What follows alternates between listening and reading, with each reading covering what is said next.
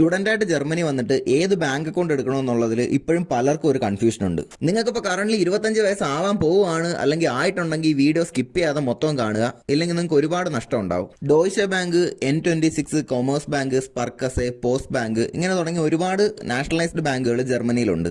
ഇതിൽ ഓരോ ബാങ്കുകൾക്കും ഓരോ താരിഫും അതുപോലെ തന്നെ ഓരോ പ്രൊസീജിയേഴ്സും ആണ് അക്കൗണ്ടിന് വേണ്ടിയിട്ട്. സ്റ്റുഡന്റ് ആയിട്ട് വരുമ്പോൾ ഒരു ബാങ്ക് അക്കൗണ്ട് എടുക്കാൻ ആദ്യം നിങ്ങൾ ശ്രദ്ധിക്കേണ്ടത് നിങ്ങൾക്ക് എത്ര വയസ്സായെന്നുള്ളത് നോക്കിയാണ്. അതിന്റെ റീസൺ ഞാൻ പറയാം. ഇവിടെ മെയിൻ ആയിട്ടുള്ള രണ്ട് ബാങ്കുകളാണ്, ഒന്ന് ഡോയ്ഷെ ബാങ്കും പിന്നൊന്ന് സ്പർക്കാസയും. എന്നാൽ 25 വയസ്സിന് മുകളിലേക്ക് ഒരു അക്കൗണ്ട് മെയിൻ്റനൻസ് ചാർജ് എല്ലാ ബാങ്കുകളും ഈടാക്കുന്നുണ്ട്. സ്പർക്കാസയിലാണെന്നുണ്ടെങ്കിൽ 25 വയസ്സിന് ശേഷം 4.95 യൂറോയാണ് ഒരു മാസം അവരുടെ മന്ത്ലി ഫീസ് വരുന്നത്. ഇത് തന്നെ കൊമേഴ്സ് ബാങ്ക് ആകുമ്പോഴത്തേക്ക് 6 തൊട്ട് 9.9 യൂറോ ഒരു മാസം നിങ്ങൾ ചാർജ് കൊടുക്കേണ്ടതായിട്ട് വരും.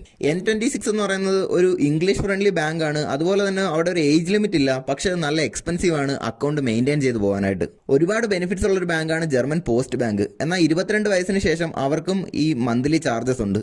നിങ്ങൾക്കിപ്പോൾ 25 വയസ്സിന് മുകളിലുണ്ടെങ്കിലോ അല്ലെങ്കിൽ നിങ്ങളുടെ സ്റ്റഡി പീരീഡിൽ തന്നെ നിങ്ങൾക്ക് 25 വയസ്സാകുമെങ്കിലോ നിങ്ങൾ ഉറപ്പായിട്ടും ഡോയ്ഷെ ബാങ്ക് എടുക്കുന്നതായിരിക്കും നല്ലത്. നിങ്ങളിവിടെ പഠിക്കുന്ന അത്രയും പീരീഡ് ഡോയ്ഷെ ബാങ്ക് നിങ്ങൾക്ക് സർവീസ് ഫീ ഇല്ലാതെ തന്നെ ഉപയോഗിക്കാൻ പറ്റും. അത് 25 വയസ്സിന് ശേഷം.